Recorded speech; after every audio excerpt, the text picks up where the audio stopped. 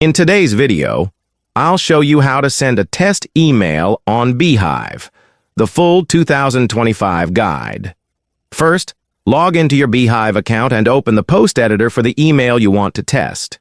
You can start a new post or select an existing one.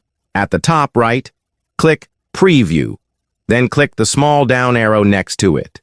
Here, check the box next to your email address to send the test directly to your inbox. You can also select a simulated subscriber from the drop-down menu to see how personalized content will appear. This ensures everything, from formatting to links and personalization, is perfect.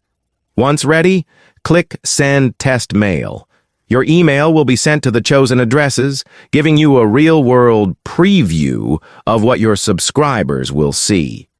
And that's it. Testing your emails in Beehiiv helps you catch errors, refine your content, and make sure your newsletters are polished before going live.